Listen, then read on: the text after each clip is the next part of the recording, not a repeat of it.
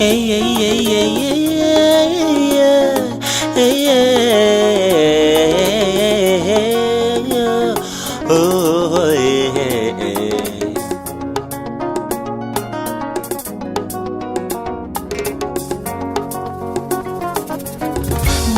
koyeba makomi nyonso ya Nzambe ndeko nanga eza malamu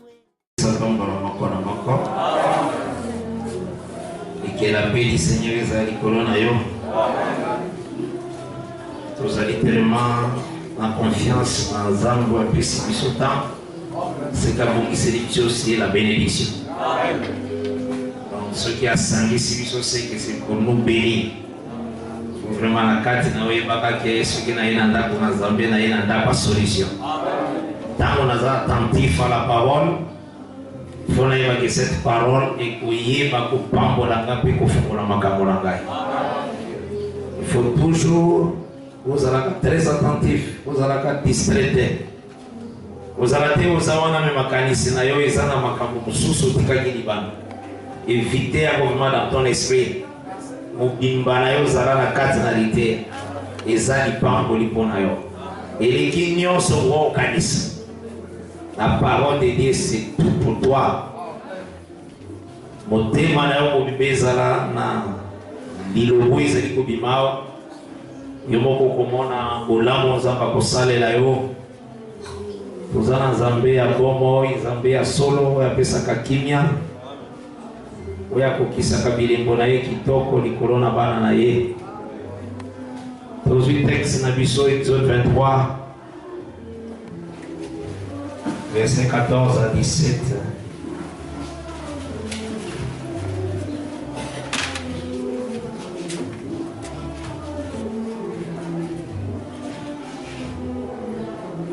Je lis au nom de Jésus-Christ. 3 fois par année, tu célébreras des fêtes à mon honneur. Tu observeras la fête des pains sans levain pendant 7 jours, au temps fixé dans les mois des épis. Tu mangeras le pain sans levain comme je t'en ai donné l'ordre. Car c'est dans ce mois que tu es sorti d'Égypte et l'on ne se présentera point à vide devant ma face. Tu observeras la fête de la moisson, des prémices de ton travail, de ce que tu auras semé dans les champs et la fête de la récolte à la fin de l'année. Quand tu recueilleras les fruits de ton travail. Le verset 17. 3 fois par année, tous les hommes se présenteront devant le Seigneur l'Éternel. Que le Seigneur bénisse cette lecture, oui, pour Fada. Toujours croire que l'élo par la grâce de Dieu, pour la 3e présentation des hommes devant l'Éternel. Pendant qu'il y a déjà un beau lobby, souci ma casse, c'est ça aussi par l'enseignement. Parce que, oui, 1 Corinthiens chapitre 1 au verset 21, il dit que puisque le monde, avec sa sagesse, n'a point connu Dieu, il a plu à Dieu de sauver les croyants par la folie de la prédication. Donc le Seigneur a tiré le salut na katia prédication. Mais salut wana est folie.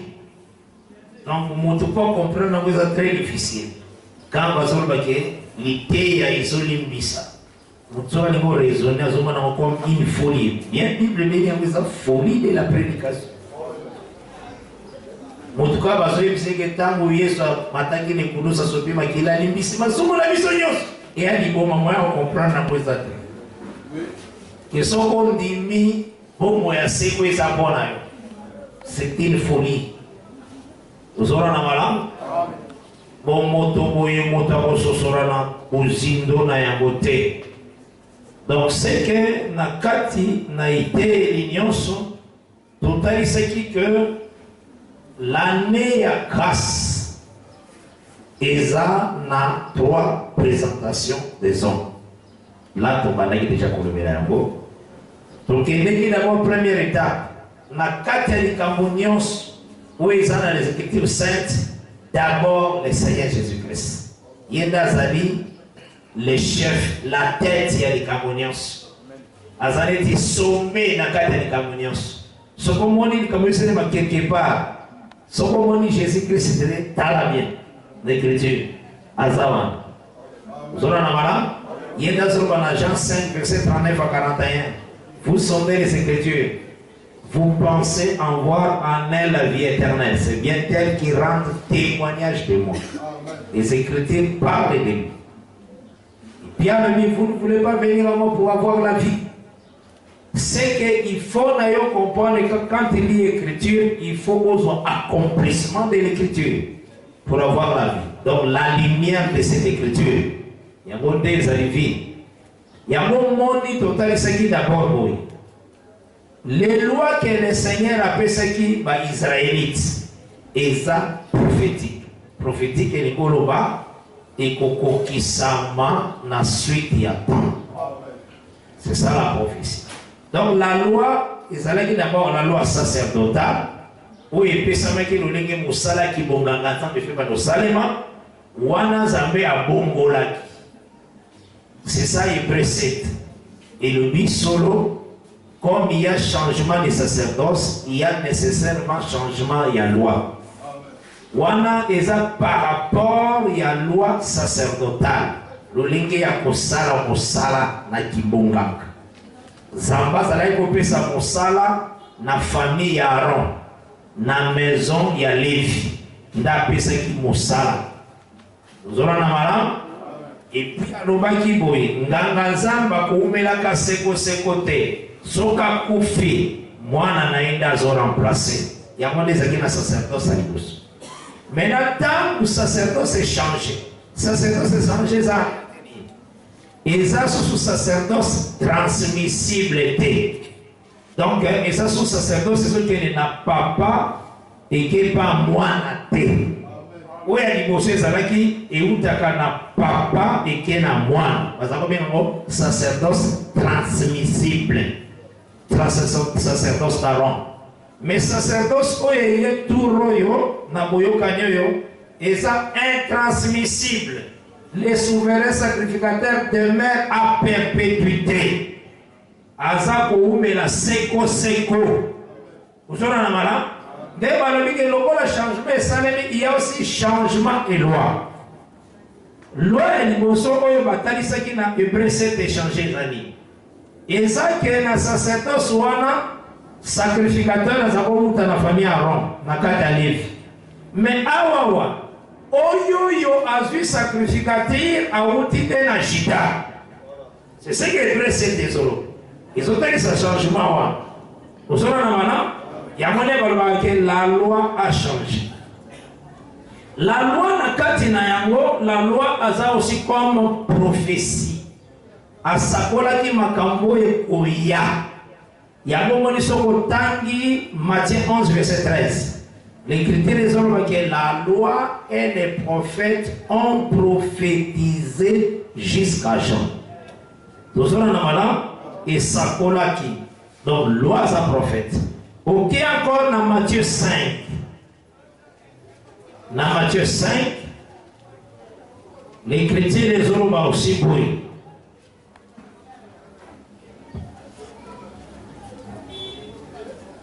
Verset 17 à 18. J'ai le nom de Jésus-Christ. Matthieu 5, verset 17 et 18. Ne croyez pas que je sois venu pour abolir la loi ou les prophètes. Je suis venu non pour abolir, mais pour accomplir. Car je vous l'ai dit en vérité, tant que le ciel et la terre ne passeront point, il ne disparaîtra pas de la loi un seul iota ou un seul trait de lettre jusqu'à ce que tout soit arrivé. Awa wa loi ça comme prophétie. Vous avez namala makambo ko komaka ezalokola esakweli. Est-ce que aussi mamala? Donc c'est qu'il faut la veiller baboué. Quand le Seigneur a apesaki Israël terre, ayebisaki bango boye. Tant bokota na terre, en réalité, bokokuta ba olio ya benemi. Bokokuta biloko nyonso ya benemi. Ozona na mala, biloko ezalaki avant biloko zo terre kozala. Mais bokokuta pe ba maison ekozala na ba richesse. Ba maison na ba richesse, beaucoup. C'est ça la loi du Seigneur. Donc ce qu'on t'a mis dans la loi de Dieu, l'Écriture les a confirmés. Ils ont dit ça très très bien. Que Israël est dans la terre, dans une Néhémie chapitre 9. Parce que Néhémie a rappelé encore. Néhémie 9. Je lis au nom de Jésus-Christ. Ils ont rappelé le lingue batambola qui n'a marché sur le désert. Ce qu'on a lu à partir du verset 14, dans Salomon littéralement moulaï, tu leur fis connaître ton sabbat et tu leur prescrivis par Moïse, ton serviteur, des commandements, des préceptes et une loi. Tu leur donnas du haut du ciel du pain quand ils avaient faim. Et tu fis sortir de l'eau du rocher quand ils avaient soif. Voilà, on a commis le verset 15, il y a Néhémie 9. Maintenant, on a commis dans continuer. Et tu leur dis d'entrer en possession du pays que tu avais juré de leur donner. Mais nos pères se livrèrent à l'orgueil et retirent leur goût. Ils n'écoutèrent point tes commandements. Ils refusèrent d'obéir. Et ils mirent en oubli les merveilles que tu avais faites en leur faveur. Ils retirent leur goût et dans leur rébellion, ils se donnèrent un chef pour retourner à leur servitude. Chef, on les a gardés incrédulité. Vous avez un malade? Parce que Romains 11 dit le bagambo, c'est à cause de l'incrédulité des bazakir étrangers. Mais toi, tu es un Dieu prêt à pardonner, compatissant et miséricordieux. Ça c'est vrai. Lent la colère et riche en bonté. Et tu ne les abandonnas pas. Même quand ils se firent un veau en métal fondu et dit, voici ton Dieu qui t'a fait sortir d'Égypte, et qu'ils se livrèrent envers toi des grands outrages, dans ton immense miséricorde, tu ne les abandonnas pas au désert. Ça pas ça miséricorde.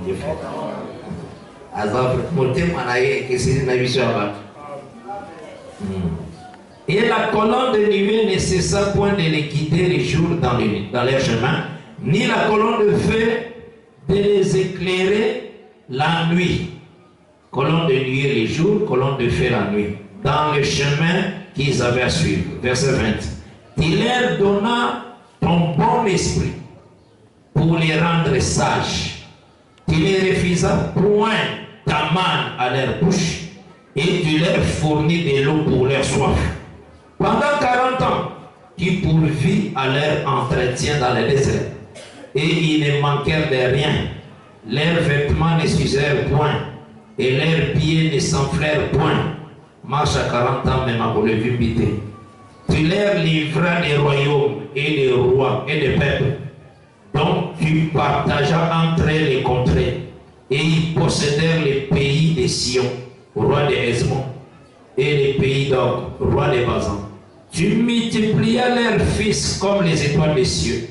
Et tu les fis entrer dans les pays dont tu avais dit à leur père qu'ils prendraient possession. Et leurs fils entrèrent et prirent possession du pays. Tu humilia devant eux les habitants du pays, les Cananéens, et tu les livras entre leurs mains avec leurs rois et les peuples du pays, pour qu'ils les traitent à leur gré. Ils devinrent maîtres de villes fortifiées, des terres fertiles. Ils possédèrent des maisons remplies de toutes sortes de biens, des citernes creusées, des vignes, des oliviers, des arbres fruitiers en abondance. Ils mangèrent, ils se rassasièrent, ils s'engraissèrent, ils vécurent dans les délices par ta grande bonté. Est-ce que vous comprenez? Les Kamunazaki, on attend que mon laïc pose quand même les calis. Mais les Kamunanga, mon nez, les saké. Et ça, dans la loi, il y a qui va me dire que la terre, dans Deutéronome chapitre 4, même dans Deutéronome 6, il ne faut pas détruire les oliers. Les oliers, pas détruire. Mais ça, dans la maison, il faut détruire des. Ça n'a pas bien. Na biloko déjà bien mis et la débat. Vous avez la malade. Donc, va compter la promesse, mais va compter déjà le biloko et ça. C'est ce que j'ai dit. Hein? Si un jour de côté c'est la première maison et la seconde maison. Dans la seconde maison, vous avez besoin il y a biloko et ça la première maison. Vous avez la malade. Tant que vous possédez territoire, n'y ont sauté pour l'ombre. Mais biloko monsieur Botika n'est que bénéficier de la mission. Cet exemple, c'est que le Seigneur avait fait pour la loi et la grâce. Quand il entre dans la grâce, dans la loi, la femme ne prêchait pas. Maintenant, dans ton côté, la terre appelée la grâce, cette nourriture-là, toujours liée à la grâce. Il faut donc trouver des maisons où tu peux bouger. Tant que tu possèdes l'héritage, il faut te battre la gamme. Attends que ça va avant que tu possèdes terre. On va bouger la terre. Et qu'on ait des bidons. Vous avez la madame? Dans un simple exemple. Dans une offrande. Dit. Nous sommes dans la première maison. Tant que tu as l'héritage, tu peux bouger en côté. Tu peux lire. Vous avez la madame? Et c'est ça les enfants du Seigneur. Pour comprendre que la loi est aussi propice. Makambo elobaki même nangambo na biso tozo salela yango. Ozona na mana na sens à prophétie, na sens il y a accomplissement. La loi est aussi comme un exemple. Comme un exemple. Aujourd'hui dans 1 Corinthiens 10. Qu'on a basolo ba frère. Nos pères ont été soulagnés et bazalaki baptisés dans l'eau et dans la nuée. Bamelaki de l'eau tout à l'heure parce que les aïkitos comiques. Dans le verset 1, il y a 1 Corinthiens 10. Frère, je ne veux pas que vous ignorez que nos pères tous ont été soulagnés et qu'ils ont tous passé au travers de la mer. Qu'ils ont tous été baptisés en Moïse, dans la nuée et dans la mer. Qu'ils ont tous mangé le même aliment spirituel. Et qu'ils ont tous bu le même breuvage spirituel car ils buvaient à un rocher spirituel qui les suivait. Et ce rocher était Christ. Mais la plupart d'entre eux ne firent point agréable à Dieu puisqu'ils périrent dans le désert. Or, ces choses sont arrivées pour nous servir d'exemple, afin que nous n'ayons pas de mauvais désirs comme ils en ont eu. Donc, les gens salemaka na tango ya mubeko na kotambola na bango pour pesa biso instruction. Yana solo makambo ezalaki na tango wana ezalaki aussi comme ezalaki servir d'exemple. C'est comme dans la doctrine. Pour tout ça, la doctrine na kati na biso, donc se servir na loi, na exemple ya loi. Vous en avez là?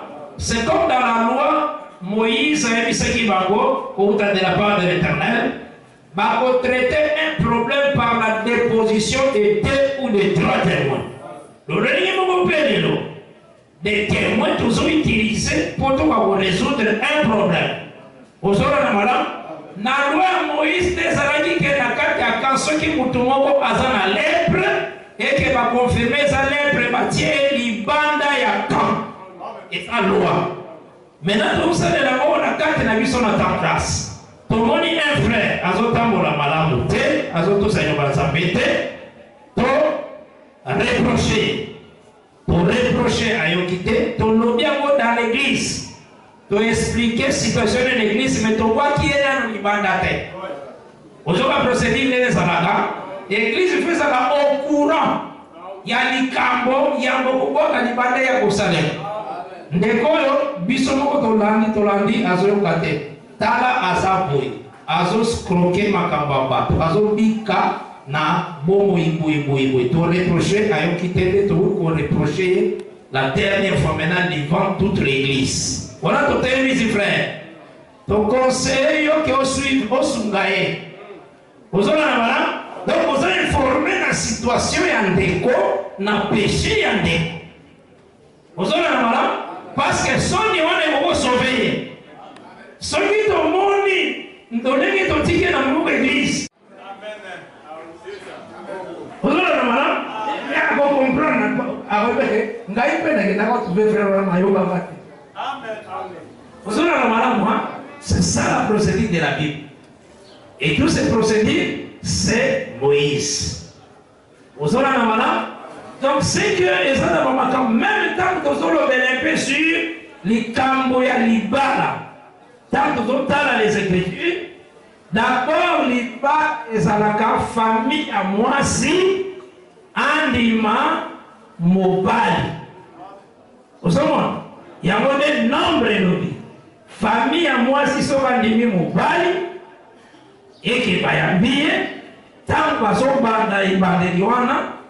Donc, il ça déjà que ndeko oyo yo, nandeko oyo, famille déjà ya moi si andimi libala pona bango paye, après si déjà lettre pona mobile ya kosikola moi si.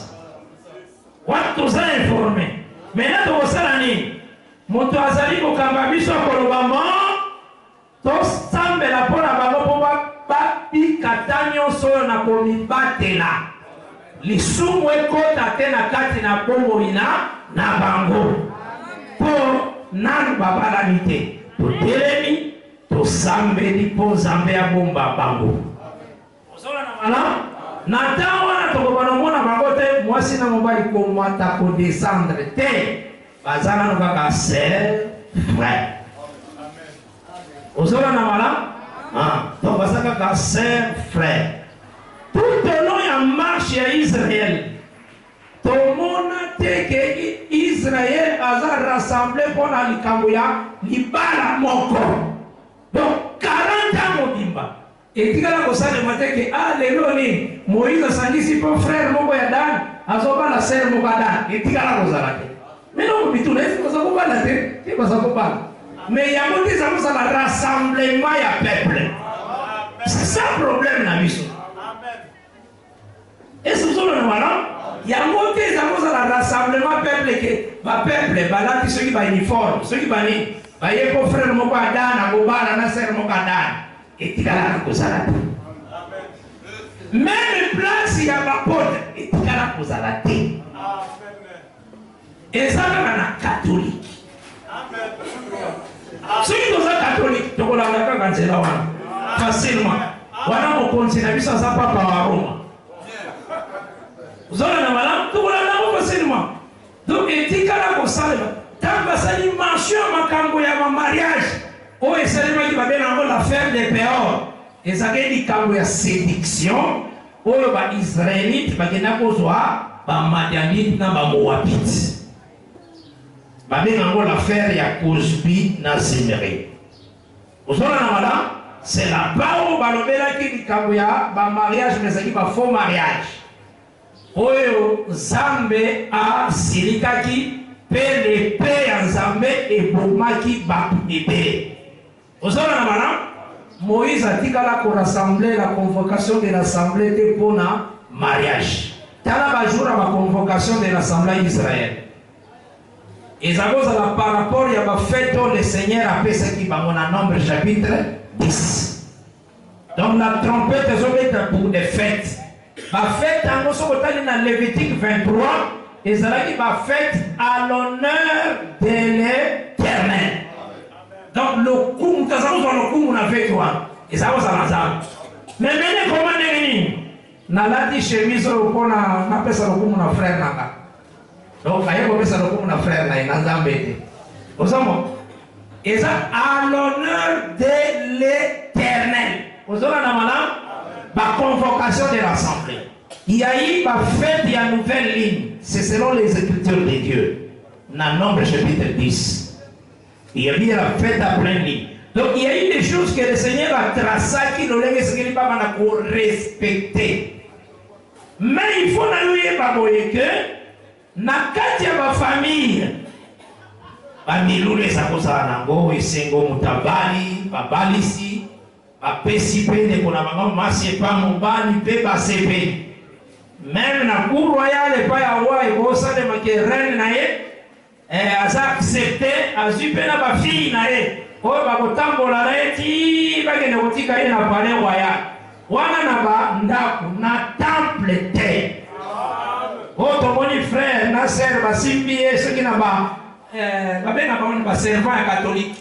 Il m'a abana mike mena mike ba servant mo ba mike catholique. Est-ce que les gens vont accepter ba croix na kingo? Pour ba comprendre ma guerre catholique. Ba ça ba marche wana na sima basimbi ba rideau mo c'est la toi. Ozola na mala, to ba o ma rideau. Pour ba kota lo la catholique. Vous voyez, ces choses na convocation en Zambé, tikala kozala te.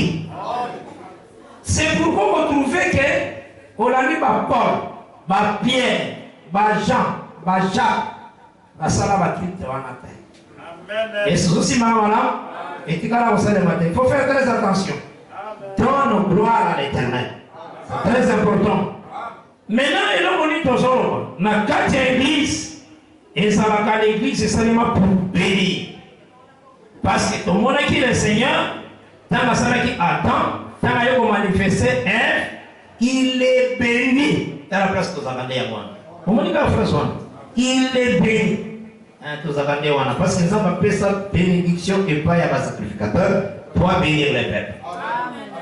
Alors, la carte de bénédiction, l'écriture des hommes va aussi laisser les enfants venir vers moi. Le Seigneur a dit que bana à bénir. Alors, tout le monde aussi, dans Genèse 1, à bénir Adam et Ève. Donc, c'est que quand les gens se marient, il faut avoir bénédiction, il y a ministère de la parole. Et après que le ministère de la parole est bénir, et si c'est bénir, l'assemblée côté les ma aussi pour que le baptême malobamala et bénir leurs frères, leurs sœurs dans le sam. C'est comme Rebecca, la bénisseur qui est par ses frères, par ses sœurs. Et c'est aussi maman. Moutamo qui a la bénédiction qui a d'abord qui est ceux qui n'ont pas ce tamoisi. Ils ont ma sanité. Alors, les bénédictions, ça qu'on a dit. Parce que c'est le supérieur qui bénit l'inférieur. La famille, ceux qui ont ça Saint-Esprit, ils ont comme supérieur. Ceux qui ont assuré moi pour faire sincérité, avec ce solo, pour la prière. Pour la prière, non, on a ça comme ça, pour ça dans la famille.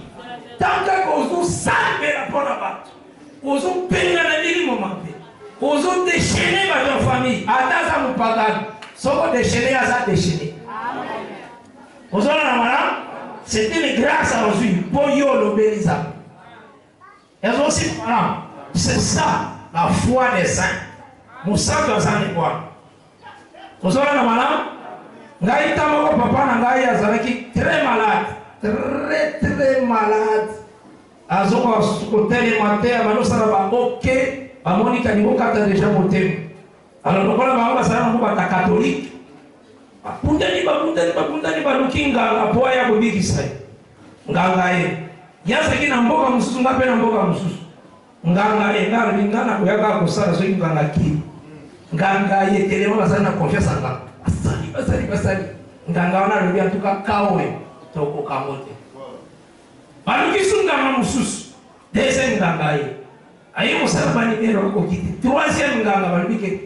Oh, tala sisi ya lolike lokola ngana kokite nganga mususu ate itikani kanza nganga wana kakibi sagara ake alors va prendre ngate banganga déjà balobike bazana de fête ba kokile ko tenga de saba maintenant dans un papier na komi na papier parce que azali sokolo bata usala ka ba oki Donc ils ont presque perte. Na komika na papier, na zui bic, na lobi. Papa o nyo sezo kanga yo monoko, o nyo sezo tungisa yo. Na bengani yango au nom de Jésus, comment normal. Na pesi grand frère na papier. Na ebisi so komi la kisa yango kana miso atala. Amen. Frère. Dans quel voyage na tikala ki pona zaraki na temps étude. Mwana déplacer ça te. Yaki, bamono so bakende ki barabike. Pero c'est la gagas de kokundae. Aki, azui papier ye na watali si bu mtazoni normal. Amen. Je prends chez un témoin. Na normal. Ye moko omelika pe kwa zaki. Akama komi normal. Aya tukanza meno zanza pasolo. Otikete. Ozala na mala? Azamo pagano me na botolie. Na maboko bao balai ba bomaye. Ezati ke ya limité. Andime di parole de kwa bik. Ezamaniano yo kozala na yango kondimela. Le lenge yo kotani, c'est la façon que Dieu va agir. C'est ça, il faut y avoir que Dieu a mis la bénédiction dans l'église. C'est dans le main des ministres. Ne place le Seigneur à tirer la bénédiction. Donc c'est que tant que sambeli pona ba bali. Le lenge mo tant sambeli pona bato mwana botamaki aye to sambeli pona e. To sonki sibango to sambeli pona tant ba pe bazoya. Et les collaborateurs les jours où on est ségrégé, faut qu'on y va honorer qu'il t'aime. À tes jours, pas qu'on pose le logo. Yaga normalement dès que batunio so bayaka. Au moins il va pas qu'on pose. Osola na mala. Okomona muto abali otali eteni alati tolo nyonso diba. Quand même. Et ça t'as respecté. Osola na mala. Mutambesa na kwa l'église na ilamba bien. Maintenant on va ça pour le mariage, tu as la tolola. Donc on va le suivre à kokite. Vous avez la mala, pa mususu batala. Vous avez la mala? Il faut que bomba tolo quand nous bomba na kitwa. Bomba tolo mala. Amen. Vous avez la mala? Bomba tolo mala. On nous compte c'est ça enseignement. L'enseignement oyo basantu ndefu batambola na yako. Bible loba na Jérémie na Jérémie même kaka convocation pour le mariage 40 ans mobimba Moïse etikala kozala te. Il montait pour adorer Dieu. Il montait pour écouter la parole de Dieu. Il montait pour la circoncision des enfants. Vous aurez la mala? Oya kosala maintenant le territoire. Donc c'est que na kati na yamona tolobi yamona na yebisaki yo que la loi est aussi exemple pour nous. Vous avez na mala et ça prophétie. Ils ont annoncé makambo pour s'accomplir la suite à temps. Et ça aussi exemple pour les apostoles biso que tant totali même le Seigneur sale la kayango. Au moins il tant balobi que okuti maman azana mwana. Balobi ni alors so maman ndeke te tika mama zwabana zamba eko sale na mopeko wana na Apocalypse 12 ezalaki na mama moko azaki na zemi na Apocalypse 12 akoti mwana zambe tango ye amoni mama na mwana asaleli loi atiki mama azui mwana akele ozala na mwana c'est ça le respect enseignement balobi soki esali nini mwana nde ko vivre longtemps. Mais aussi mamala. Donc c'est que na kati na biso il faut to veiller sur les écritures. Il y a monde koye ba kotonga yo makasi. Natali si boye po osala béni. Parce que quand tu gardes la parole, tu es béni. Amen. Aussi mamala, soko protéger la parole, osa béni. Soko saleli makamonio selon la parole, osa béni.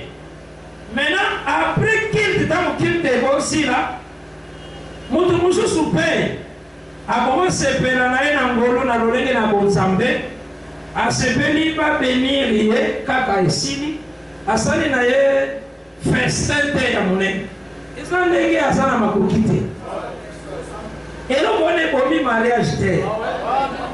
Mariage n'est fidélité. Vous savez, madame, et promis mariage. Et ça va être libala et ça que na fouti dot. Il y a mon libala. Vous savez, madame, même autorité civile. À ça va la rubrique il y a mariage religieux.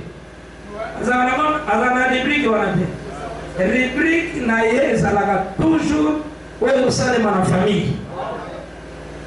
Vous avez partout dans ma belle famille. Pour vivre les années, on est dans la famille de la femme. Vous avez moi si ce qui côté à mon bali pas boy, attends comment ça boy. Loi exacte le côté papa boy, frère bala, dabala, tété à bala. Kota mama kande balabala soki baboyeli na mwana na bango kozona na bala nde bako kaseve kota tatate kozona na bala donc soki même balingi basala na lolenge ya bonzoto bayede quand même conscience à bato mosusu na église soki balingi na lolenge na bango mais na lolenge ya biso tozolanda donc c'est que bakotelebisaka ka famille ya kota mwasi bango nde balimisaka libali famille ya kota mobali ozala na bala kote ya bamama kotelema yase otelemi kote ya papa kotelema verse eza te o kota batata bandimisaka libali yaka te ese bapesaka bapapa mboma libali eza otelise kote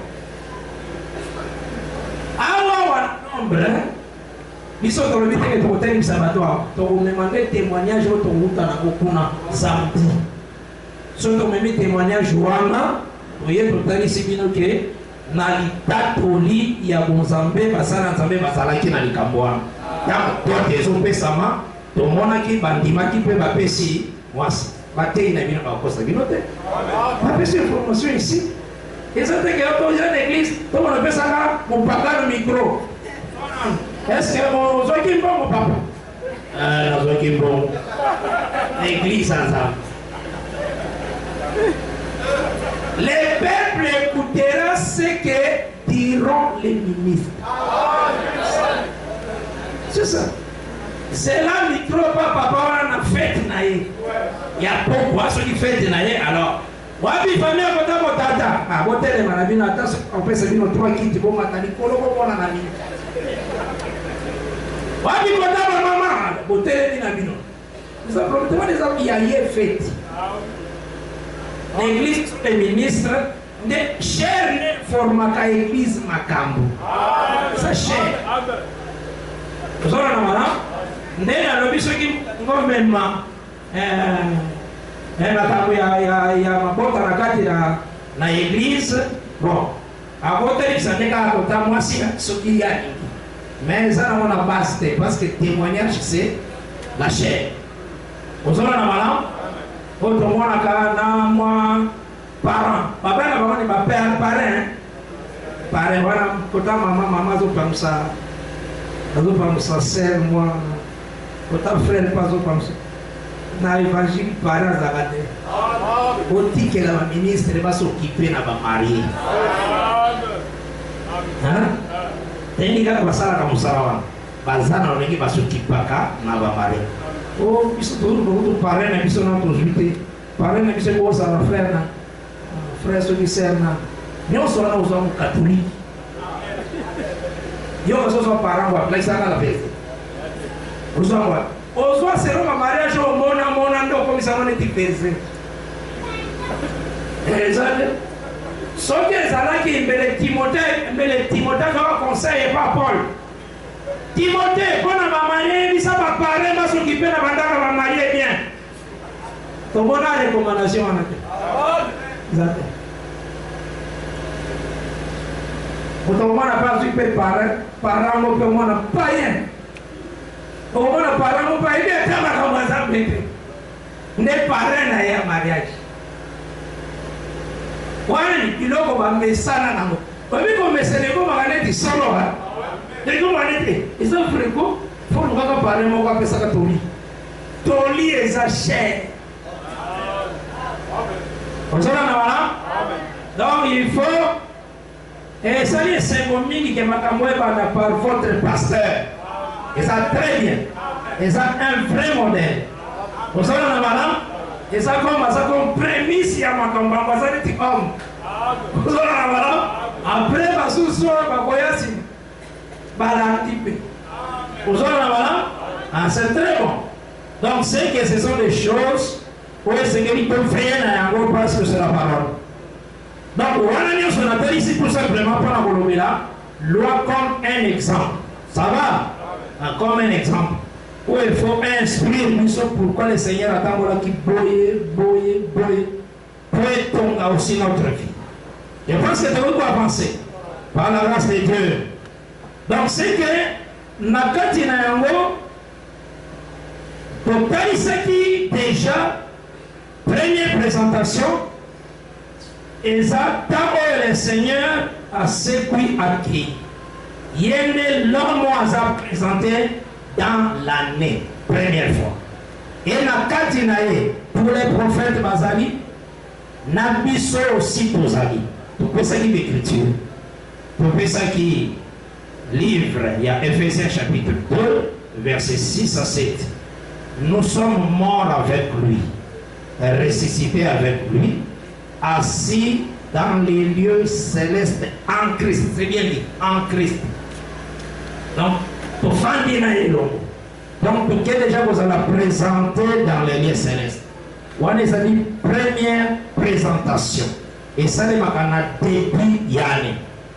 Mais pour ce qui est deuxième présentation, dans le total qui Exode chapitre 24, verset 15, ici, ce que deuxième présentation, et ça, c'est la fête il y a semaine, la fête il y a moisson. Mais tant que vous avez comme Mayango, pour la témoignage, il faut qu'on ait de plusieurs manières, de plusieurs reprises. Il y a un autre qui, 8, chapitre 1, verset 22. Bataille ici, ce que rite azokota na Juda, na commencement, il y a moisson d'orge. Il faut que commencement, il y a moisson, et ça la gande, gerbe d'abord ne va présenter la prémisse. Ça va?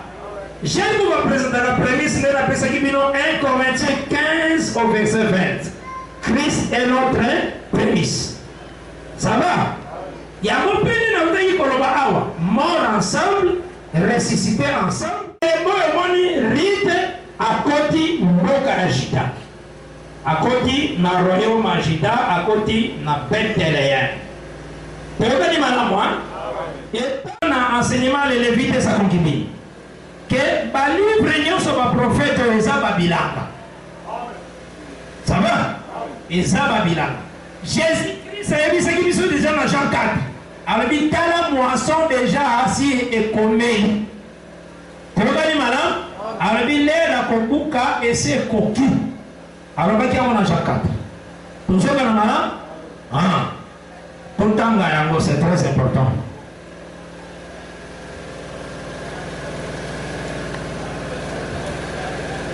Oh, nous avons touché, nous avons expliqué que nous avons moissonné. Verset 35. J'ai lu au nom de Jésus-Christ. Ne dites-vous pas qu'il y a encore 4 mois jusqu'à la moisson?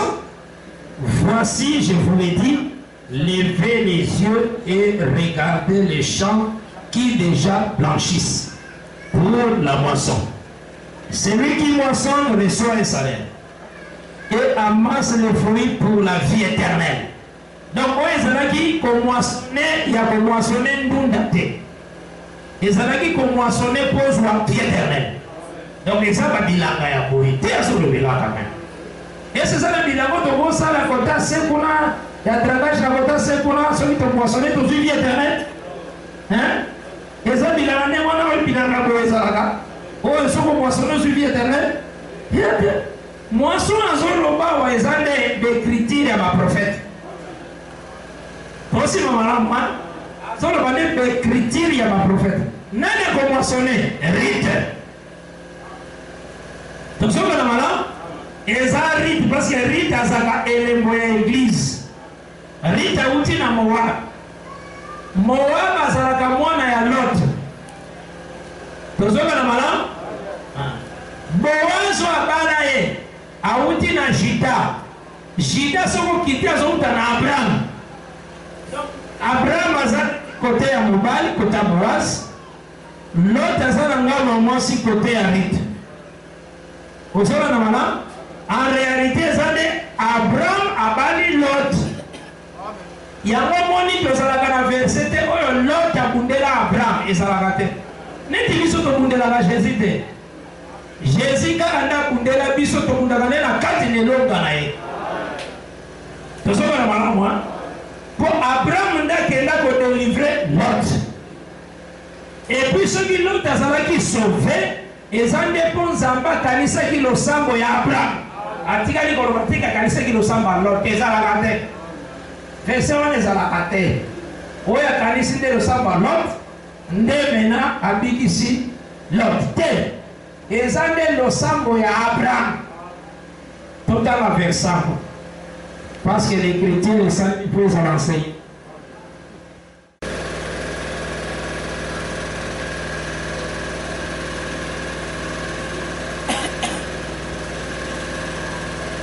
Verset 29.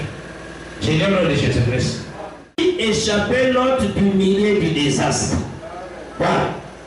Par lesquels il bouleversa les villes où Lot avait établi sa demeure. Donc Lot soka abika pona Abraham.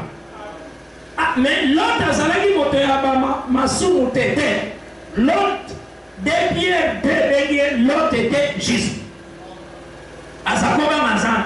Mais pour pas les amis, il y a un monde qui s'arrête. Faites attention. Le biko est outane dans le sambo ya Abraham. Boyenge bene na yotende connecto la yo. Ils a raté verset wa. Au connecto la mapo Christ intercède pour nous. Ozola na mala? Non connecto la. Talami Apocalypse 8 et lobby. Apocalypse 8.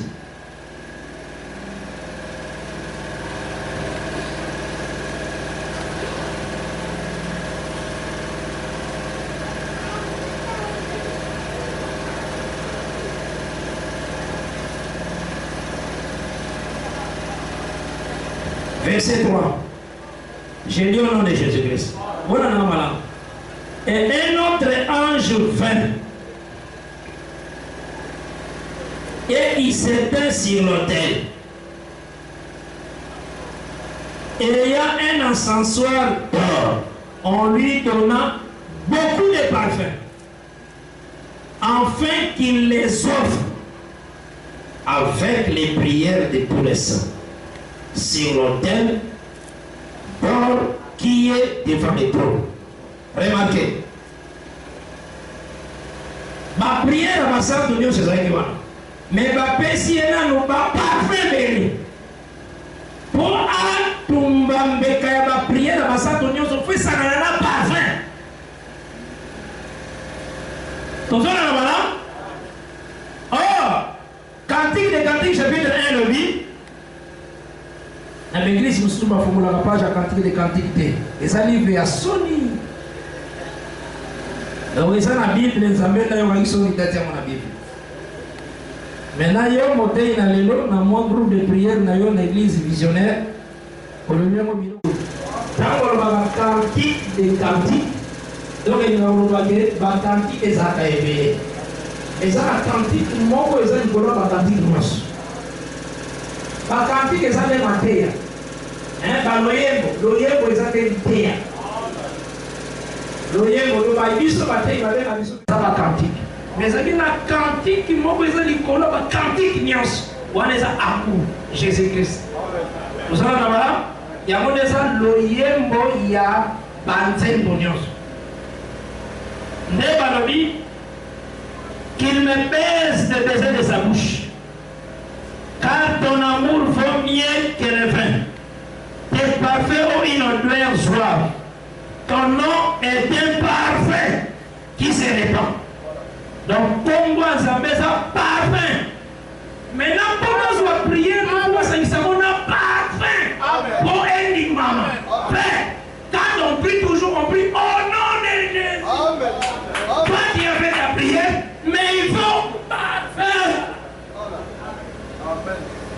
On a pris toutes les prières des saints, mais avec des parfums.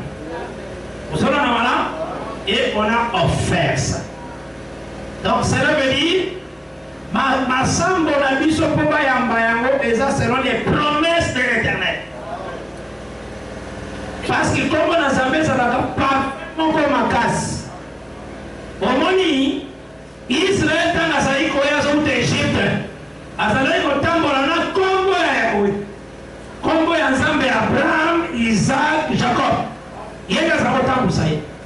Mais ma komaki nanu Jéricho te. Mais parfait c'est komaki. Ya makambo esalemaki na kati na banzela nyonso. Netangu ba des espions bakendaki pour Josué d'atinda des espions. Écriture loba atindaki bango en secret. Batunye sur la monnaie qui était batini des espions. Des espions on est allé sa parole et l'esprit. Vous savez maintenant, les rebelles sont les pères et les fils.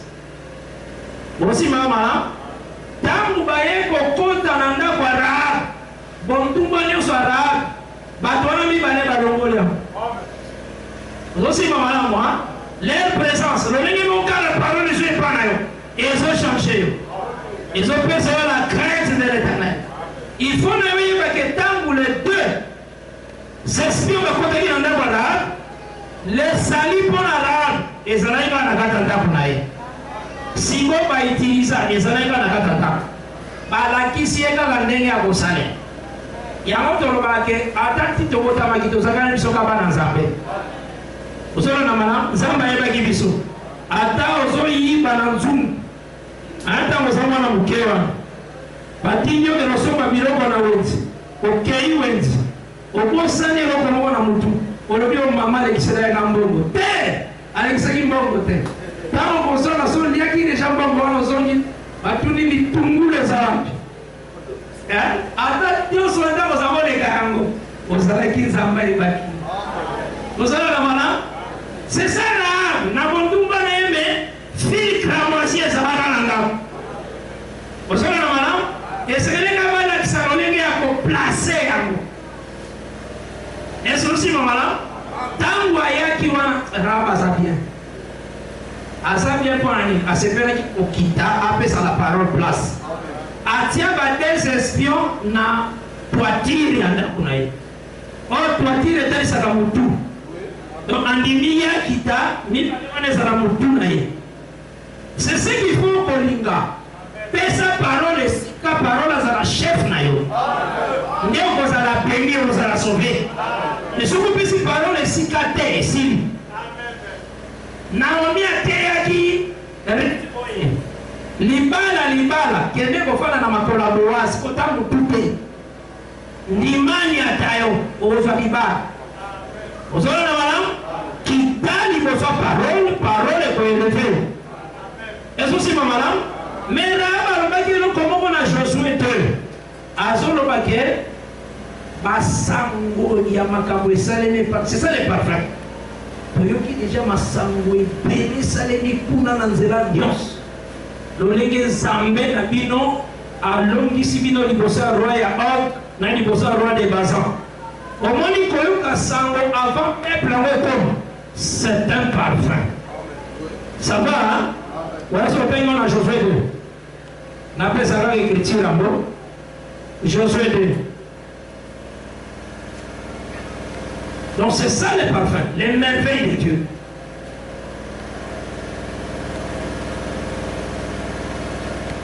Rahab monta vers eux sur le toit. Et leur dit, l'Éternel, je le sais, vous a donné ce pays. La terreur que vous inspirez nous a saisis. Et tous les habitants du pays tremblent devant vous. L'Éternel a mis à sec devant vous les eaux de la mer rouge. Et comment vous avez traité les rois des Amoréens au-delà du Jourdain, Sion et Og, que vous avez dévoué par interdit. Vous avez la mala? Voilà des espions parce que pas une abus sur la nation. Le nom fit partie secrètement de Sittim des espions en leur disant, allez examiner le pays, en particulier Jéricho. Le départ de ces deux espions, tout Israël ne chose cachée. Est-ce que c'est malin pour eux, mais révélé pour nous là. Aussi malin. Donc le trésor est vers nous. Parce que surtout comment patron bazou Saint-Esprit. Et ça pour Zamba décida qui catine de la mission la parole et l'esprit. Vous aussi malin. Donc c'est que c'est le parfum de Salakake, ta prière est du maman. Il vous sonne en Zambé. On peut prier, parfum, et ça peut prier. Mais ça peut prier, il y a Jésus-Christ. Il peut prier, mais ça peut parfum. Mais jamais, quand tu as prié, non, on a l'Apocalypse, il y a parfum. Il y a bataille dans toutes nos prières de saints. Mais il y a les parfums. C'est ça. Donc, maintenant, on a le solo et on a le sang, on a les années à Zambé. Est-ce aussi là? Ah, c'est ça qu'il faut comprendre. Donc, c'est que, Nakati n'a pas comprendre d'abord que Rita continue à zo moissonner, comme moissonner des anolègues, la grâce est vers nous, comme on attend l'église. Tous les moissonneurs, tous les côtés de l'écriture, on a tous soit fiers.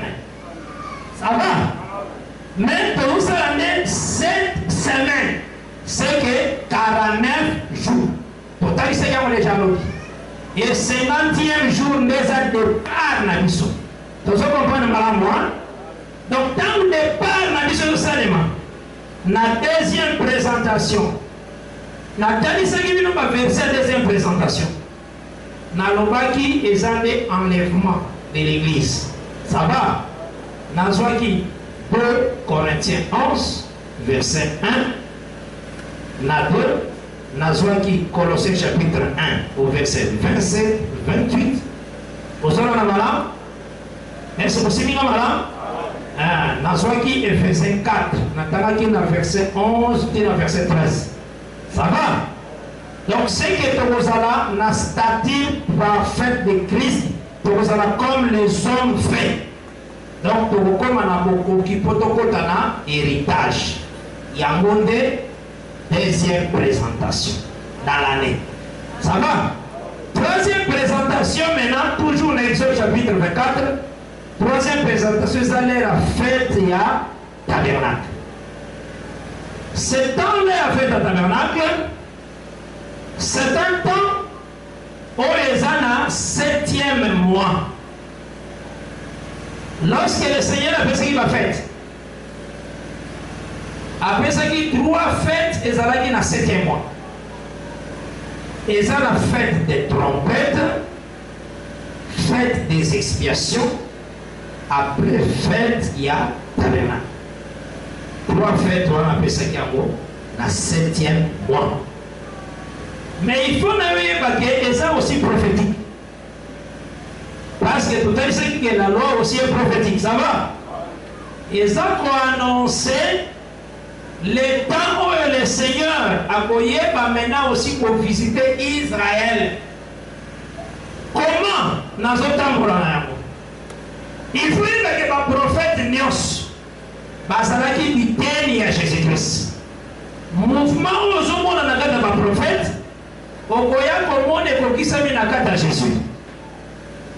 Aujourd'hui, Moïse a zalaki nanga kwa. Mais il y a un souci à la bande konae et si vous avez une souffrance à Kiti à la bande konae Nassé et le monde est Kanisaka le Seigneur où est-ce qu'il prend à y la bichon bah tous avec une souffrance sur la terre. Vous aussi malin maintenant comment qui a undi pour la Kangola hébreu, bazalaki pour attaquer d'abord les Égyptiens. Vous avez la première chose à ça. Égyptiens, on a dit ça, la nation ne sont pas pour attaquer Israël. Vous aussi, maman, mon bazalaki pour Israël, victoire, les amis toujours éternels. Jésus-Christ. Vous savez, il y a dans le dit que lorsque je vous ai parlé des choses terrestres, vous n'avez pas cru. Cela veut dire que même Nathanaël soit. Vous aussi, maman, dans un temps, ça ne mouvement pas Moïse. Dans le commis égyptien, à Sissi Moussala, jour suivant, à Yelissus, mais à Yekokuta, hébreu. Hébreu, mon poisson, bête hébreu, Moussous. N'apesi Mamotori. Alors, dit, mais bien aimé, vous êtes frères. Vous êtes frères, pourquoi vous êtes dans la vie dans la bonne? Oya Sarayi konyo kola moninga, ndaye bisaki Moïse, qui t'a établi chef et juge sur nous. Oligo tiye, ngaye lokolo tiya qui égyptien hier. Aussi mamala. Donc c'est que nakati na yango esali Moïse seulement. Alors dit likambo ekoma tipe Pharaon akimi. Etienne Azian na accent. Atalisi que Moïse oyo bino boboyaki. Donc au moins moto azali konyokola mususu. Etienne abengi Israël mobimba. Or mususu nous avons nyokola za ko lobate. Azalaki pe hébreu. Azali toujours ndeko na ye. Soki mutu moko wana fupesa Israël mobimba. Donc moi le mususu azali ko lobate. C'est le Seigneur. Vous savez la ils ont le Seigneur lié beaucoup. Jésus-Christ a mis ici par le week-end, n'a célébré la Pâque. Pourquoi il a célébré la Pâque? Beaucoup qu'elle est en zéro, on a beaucoup d'un homme, à comme ma criche, à Zotangola, Yebisae, le maître, à Zana Pensogo, la Xaviso Libre, et Secreto célébrer Pâque. À comme ma binotinali, Moutouana Zakolo Bate. Vous savez, madame, atikali ko sona ba mote kimia kaka atambo na ka tiake na kisaba ko place sacrifice feza. Vous savez, madame, c'est comme la loi est un pédagogue. Et aussi, madame, il a qui s'est sika le pain le fait ça. Ce qui va comprendre ma prophète té ou comme place pain en 20 ans. Aussi, madame, c'est la matière 26. Et aussi, madame, donc c'est qu'il faut y baquer qu'on s'enga pour tous ensemble et ça qu'on y a pour l'ensemble. Remarquez dans un témoignage à acte 9. Seul à son yokola d'autres cours. Donc à son bêta, à son maltraité, bas croyant. Bah on croire en Christ. Alors jour où on a ce qu'elle est là, Damas. À ce qu'elle est pour qu'elle est Jésus-Christ a libéré la grande lumière.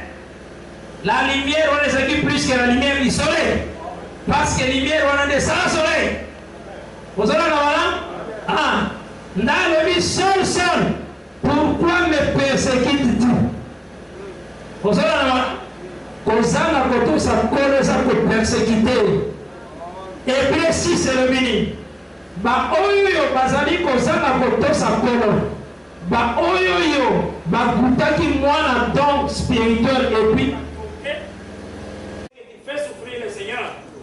Et c'est aussi ça la manière où il a maki Etienne a répété ma suango meniamo na arabi a ébisa et Esaïe maki Esaïe 8. À partir du verset 16, il a 18, moi et les enfants que le Seigneur m'a donnés. Hein? Ça va? Jérémie n'a pas la carte parce que Jérémie n'a pas pensé qu'il y a pas la carte. Verset ça. Ça va? Dans Jérémie 16, à partir du verset 1. Où il y a mis un quartier ningi qui vit. Où il y a mis dragage, où il y a mis Bakongo, où il y a des Bibles.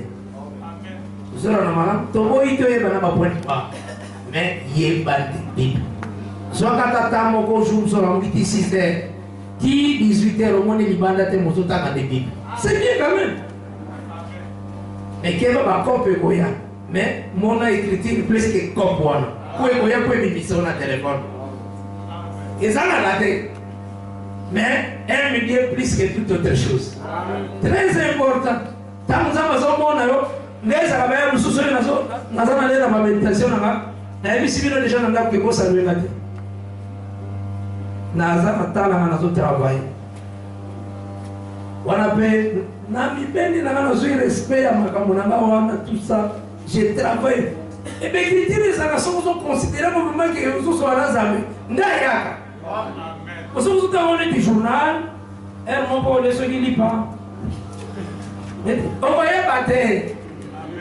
Parce que nous sommes très légers. Très légers. Quand on a ceux qui ont reçu respect ma casse. Et ça n'a pas de temps, on n'a pas bonjour, dans la zone sérieuse. On insiste, dans la zone ici petite. Dans la zone temps. Il y a un président Sassou, il y a un côté. Hein? Si vous avez un problème, le président continue à faire. Zoaka, on t'a dit valeur. Tant que vous avez valeur, les colons vont nous y aller. Mais si vous avez un ndégo, à quoi y a-t-il? Vous aussi, maman, les gens très importants. Maman, nous sommes toujours là. Esaïe n'est pas Saraki Wana, à Saraki parent. Mais étant parent, le Seigneur a émis en Esaïe 20, verset 1. Longola bilamba nyos, longola pe sapato, tambola bolu, nakatamboka. Alinga kanzambe. Sora na mala, soka bana ina no koseka conseil pa mama bana alina obimate. Eza lokola Abraham, tana nyobe no sacrifice Isaac, ayebisa Sarate. Sora na mala, poso talaka Sara banebile. Na fiesa soki mwana wana. Mena yebisa Sara ke en tout cas, ndena so bimaboyi nzambe. Et puis c'est là qu'il y a qui ont Isaac. Il était vérifié maintenant. Voilà, tout le monde y passe à Cameroun, ils ont moins. Mais il y a ceux qui ont moyen. Voilà, voilà, bon, manga, oui, passe à Kobota. L'émission est dans la somme. Maïbisa Sarate. Alors, toqué pour adorer. Vous avez la malade? Parce qu'adorer, c'est tuer le fils. Mais pour la bien, il y a plein. Vous avez la malade? Donc, c'est que, il faut comprendre que, vous savez que Esaïe a été là qui madame de l'isolo que Zamba Robina Tika Bilamane sur la tambola boulou. Elle n'a pas maté. Parce que madame a pas oublié le ponate. Mais, à tambola boulou, pour la côté de sa jugement, on s'en fait tiens l'icolo ya Éthiopie. Nasi. Cela veut dire le prophète Azara qui déshabillé. Le Seigneur a déshabillé Éthiopie. Il y a un mot qui va tourner. Christ, il a livré publiquement.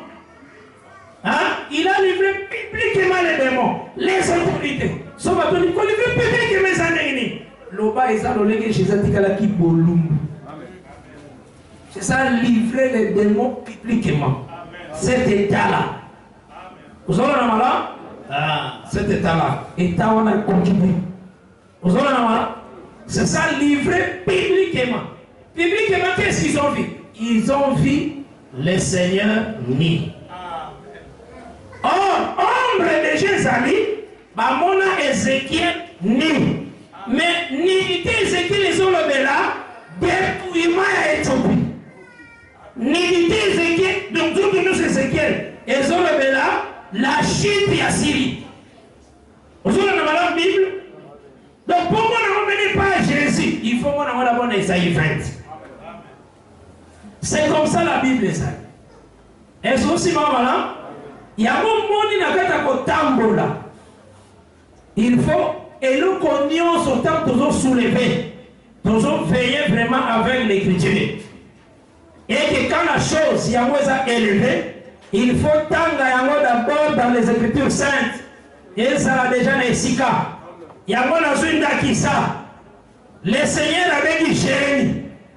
Tant avait dit Jérémie, dans Jérémie chapitre 1 au verset 10. A dit Jérémie, n'a pas si au rôle il y a côté déraciner zété. Père il y a côté planté. Pour le dire dans le Guinéen, pour le psaume 80, dans verset 9, Moïse bien sûr que Zambé aux oies qui nous étaient en Égypte. oyaki ochasse ba nation pe olonaki nzete on nzete wana eza vie eza Israël. Ça va?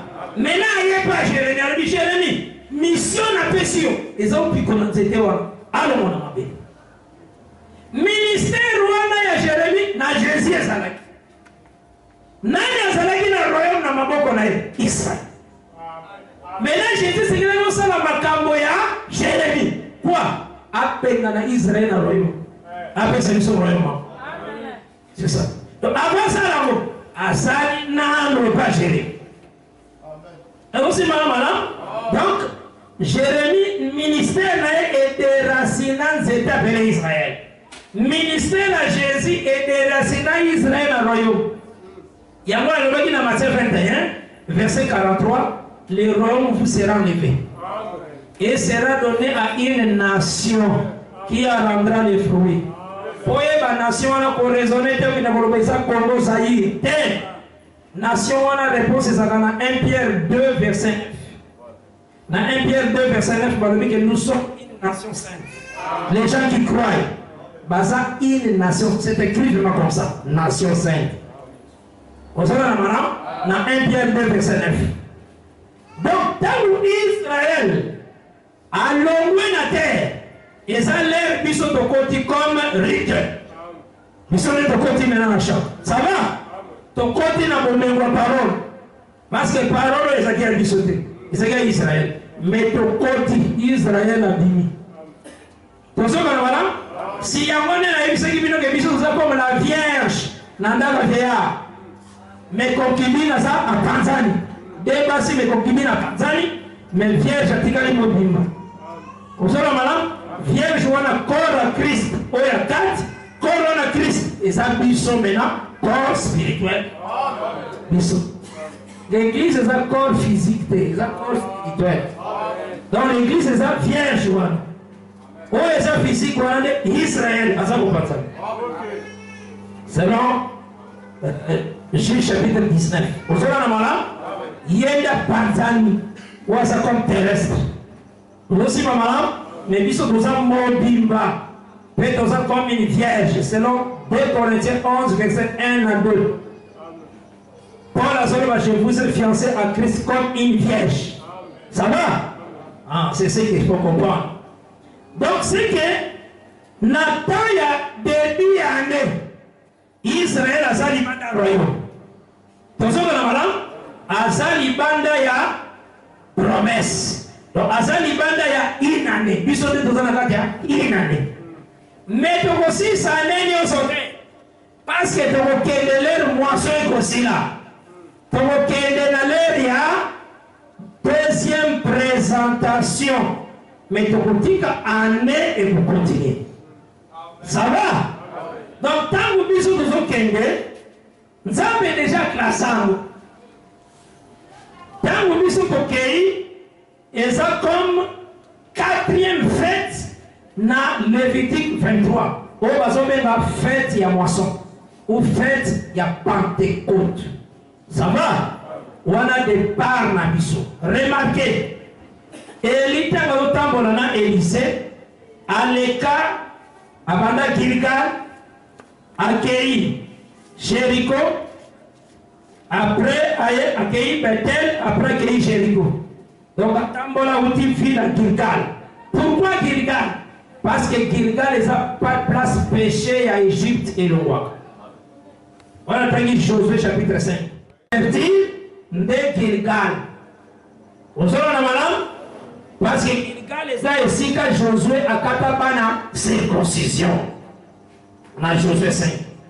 Or, ceux qui ont se converti, il faut comme la maison de Dieu. Il y a après Gilgal, il faut comme Bethel. Vous savez la madame? Si vous commis déjà la maison de Dieu, cela veut dire vous commis juste.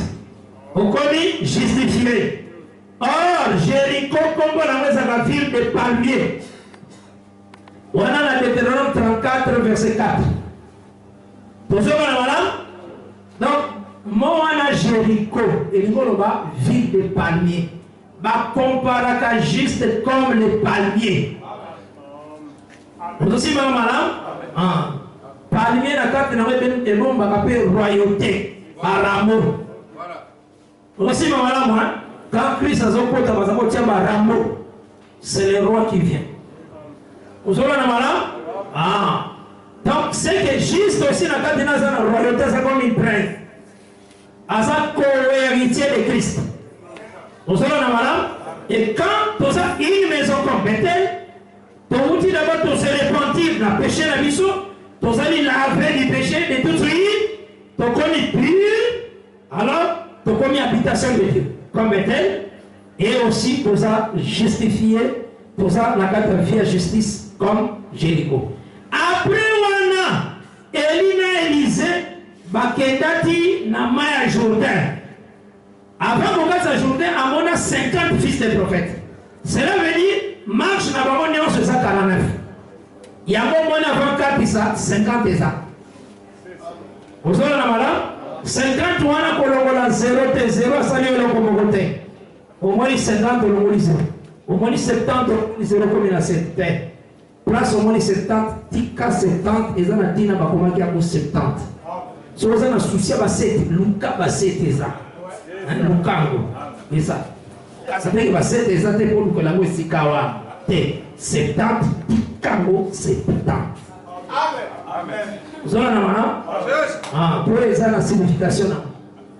Aussi, ma madame, moi, Isaïe 23, verset 15, et le 70 de Tarisaka, les reines. La domination. Il y a un moment où le col en Zamba a Botola Adam domination, règne, pouvoir. Et c'est là que Adam a 70 ans pour qu'il s'en colle en Zambé. A Koufa a 930 ans. Tant que 930 ans, a Pépi Mokol en Zambé, la musique a 70 ans dans les années pour qu'il s'en colle. Vous avez un pouvoir ou un sur la littérature. Nana a besoin qu'il s'appelle Jésus. Il y a besoin qu'il s'appelle par la croix. Il y a un moment où il y a l'acquis millénium, 1000 ans. C'est à cause de ça. Vous avez il y a 1000 ans. Donc, à ça que l'homme habite un jour. Pour que nous habite un jour. Vous savez, il y a un monde qui est millénium et ça la Bible. Voilà pourquoi c'est que le Seigneur a pardonné Adam. Vous aussi, donc c'est ça, il faut y aller. Mais dans la Bible, il dit que quand Israël a retiré à l'eau la terre, tu vas continuer au dimanche.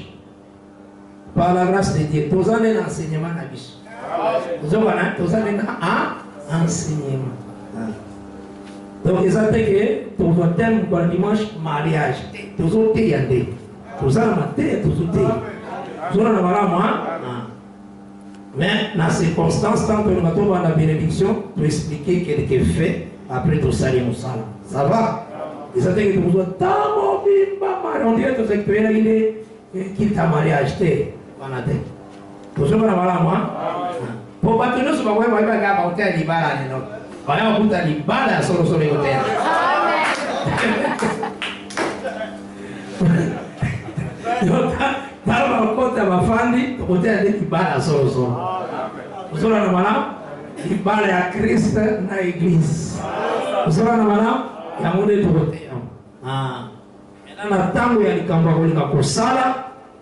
bénédiction de tout expliquer pour la bataille quand même bien positionné pour éviter que mission l'écriture apparaît à Zaragade.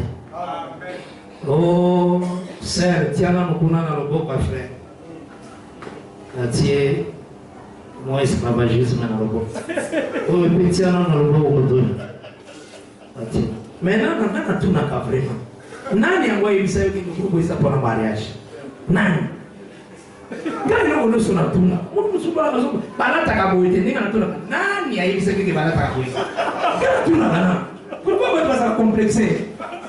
Qu'est-ce que tu as? Nani a eu ça? Ouais, il s'est ça là, mon truc là. Ah, mon truc là. Amen. Amen. Ah, mon truc là. Les gens vont se sentir à l'aise. Zara ne vont se sentir à l'aise. Comme tu dis ça, on a mon amour, tu nous moïse à ma casse. Marati cuir. Cuir ma casse. makasi kwani mabenga ngoso ki griffe soki za griffe ya leopard bien ni anati pe pantalon cuir haute cuir wana mtazo batukala ti bien na moi makasi sola ke pas médecin pour reprocher teniwa esa pona bamboka malili makasi nde bakuye ala nende bamine na biso tina kolata kuire kozala te kolata mobwani kuire ezala nde esika hiver eza nde basalaka bakuire atokende na usine place basalaki bakuire eza mpona wana esati bamono na moi makasi bokuire sala mpona essence pour ça c'est ça tate kozona na wana il faut ça la meno par utilité ezana tina mingi bana yo mwana ya zambi ezana tina makasi poso kozona na kaka batu ti batu mususu ba wana oyaka na bakola na église po basona tamena bongo kozona na wana ona te komine ona nebisaki mwana wasi mwana bi o eza teni ya chambre ata batiele mo ba deseso ni ndenge eza teni nde ya chambre eza le ya salon te na katanda ba veranda bateli muso eza nde ya chambre eza te ya veranda te ekomi kokele na bafeti na banini bateli nyonso na pampa biso il faut tozala avec pudeur et modestie ozona na malamu culture na biso ekeseni na bato nyonso ozomona ozona na malamu lolenge na biso kozala il faut enseigner Jérémie 15 verset 20 elobi eza te yo olanda bango bango nde ifo balanda ngambo na yo yango nde Kristo azotalisa okosala te makambo mpo sepelisa bango me bango nde ifo balanda ngambo na yo ozolana mana que le Seigneur apambola yo richement et que la paix du Seigneur ezala na yo vraiment mingi. Et je pense que mokolo dimanche par la grâce de Dieu dimanche na ntango toza na culte na biso normal soki ozalaki na besoin ya fête ya pasteur staff ekozala nde na pokwa tozokola malamu wana botia ata bauniforme soki 20 uniforme soki 30 bamosu bakochange soki 8 uniforme lata yango na pokwa fête ya pokwa lelo ye culte oye te suli culte osomoki nde kola te oui culte oyo ya fete latango na pokwa osala na malamu église yaka nde oyaka église est-ce que église salite te oyaka propre yaka église ndenge oyaka propre tozokola malamu alors ya feti tokosepela biso nyonso na pokwa na 15 heures osala na malamu wana tokotiela ye trône na ye wana kama tolobi trono ya pasteur na biso Gustave na madame na ye ozala na malamu soki meme baopesi biso balobi bazala na te bazongeli kochange tokozala patient eza fete ya ye mena fani mpe patient ntango bazoya wana mpe totelemi bazokota wana eza église te eza teke na église lere ya nzambe azwa lokumu nde mutu azwa lokumu oyo ezaka epa bato mosusu azoya te wana chauffe kuna tindaka kantiki mote bimina na balabala tibini na mosesite bakisa su kantiki légèreté vraiment somo nazoyebisa yo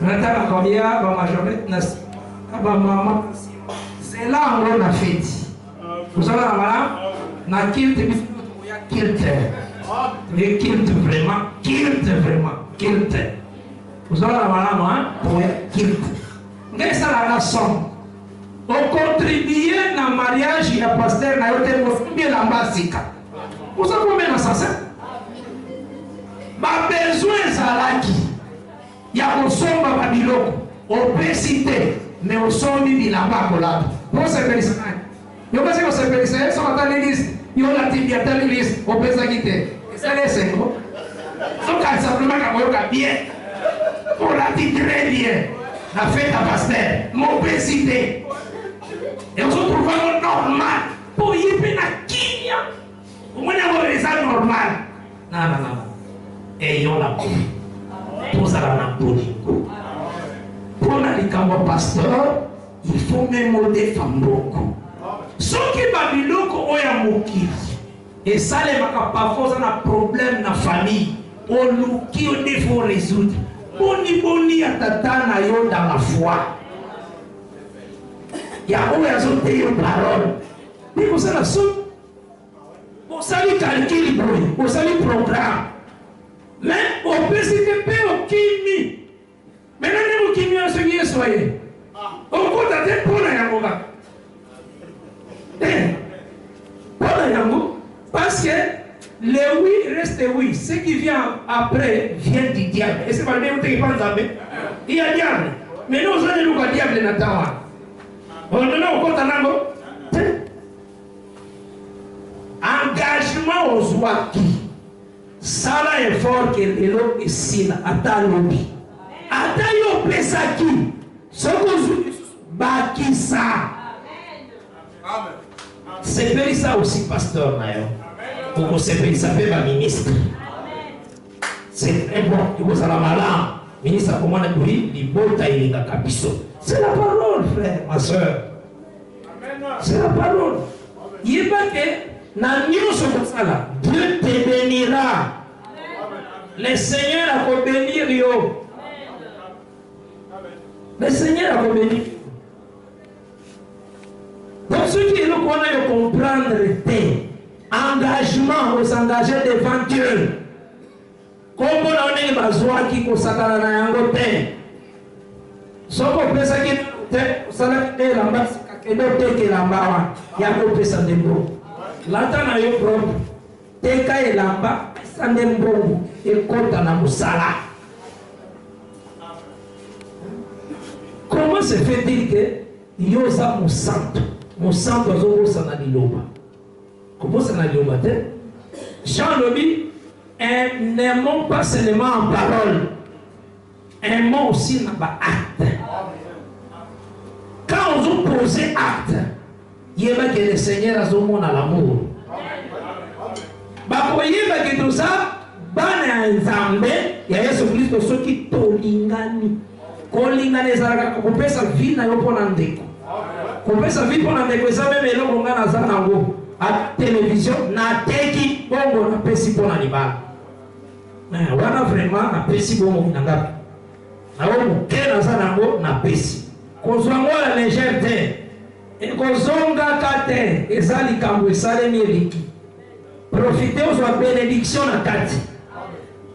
Oh na zolo bana bongisa ki angote. Na bongisa ki wa tamu kete. Mais yeba ke kolonda zolo belayo. Kozwango la légèreté, makamba batu mususu eko fungwama na likambwa mariage. Makamba batu mususu eko kandama na likambwa mariage. Kaka ndege yo kotale la ngo kambola. Mépris yo kotia ndezamba kolanda peyo. On ne se moque pas de Dieu. Kokasate que tant toujours senga bogo wana nde toujours bon de la teza bénédiction na yo. David a l'oreille ton père sa kanzamba en réalité au besoin qui est pas naïe. Et puis ceux qui ont eu occasion de couper sans zambé, c'est bien pour David a l'oreille qui a sa dignité. Il a coupé sans zambé. À ce moment-là, il a sa dignité. On dit mais vraiment qu'il n'a pas ça yo. Pour nous ce besoin, il on doit faire ça. Nazo songi c'est la caca yo. C'est ça. C'est ce qu'on a un chronique vénère. Vous avez donc, Zambé a choisi vraiment qu'il a payé un franc. Ah non, non, non. Merci pour lui, il a payé. Au pesa, et c'est le moment où ça l'a été, la gata m'a Zambé. Comment on a dit jeté? Que parce que bon de la moutou quoi pesa? Non, non, non. Il y a bon de la tête. Et a bénédiction à yo. Et la zone bisayo pour dire que au tiaki Congo, même au tiaki terre, Luka opesa, lelo tolobi, opesa. Liste wana bakombo ya bato esila. Tokesana na bamangomba. Bible elobi soki justice na biso, eleki ya bango te. Tozali nte pona bokonza Nzambe. Lolenge bango bakotisa, yo kotise plus. Celui qui sème beaucoup moissonnera aussi beaucoup. C'est l'écriture. Et donc, on a un fan vraiment à kati na yo. Pour négliger un autre. Alors, on a averti mon union sur sa motema ma paix. Oye, bayaka na ba fête. Hey, hey, hey, hey, hey.